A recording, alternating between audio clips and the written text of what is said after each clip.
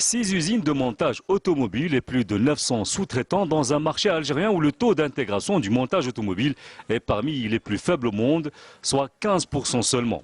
Ajoutez à cela une facture salée pour l'importation de pièces détachées à hauteur de 2 milliards de dollars par an. Un constat amer qui a poussé les pouvoirs publics à réagir en optant pour une nouvelle stratégie nationale pour le secteur automobile et faire de la filière de la sous-traitance un élément vital, voire décisif pour booster le secteur de l'industrie en général et de la construction automobile en particulier. Le marché de la sous-traitance est un marché prometteur, avec un volume marchand de 3 à 4 milliards de dollars.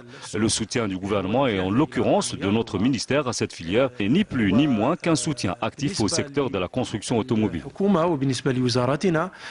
Un ministère qui a déjà ficelé un nouveau cahier des charges pour réguler ce secteur.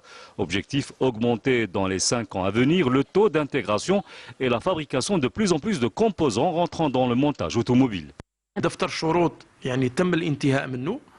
Le cahier des charges est fin prêt. Il sera effectif dans les jours qui viennent. Ce cahier des charges fixe des conditions et des modalités qui donnent plus de flexibilité aux sous-traitants. À titre d'exemple, ces derniers seront exonérés d'impôts et de droits de douane sur les matières premières importées nécessaires à la fabrication de certaines pièces détachées, et ce pendant 5 années.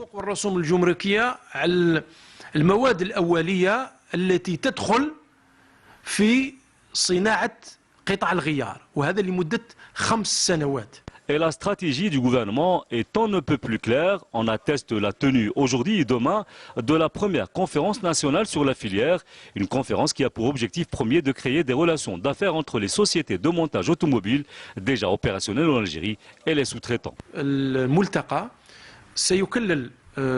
Au terme de cette conférence de 2 jours, il y aura la signature de 13 accords entre des sous-traitants et des constructeurs automobiles. Et le ministère est justement là pour faire que ce partenariat soit une réussite entre les 2 protagonistes majeurs dans ce secteur.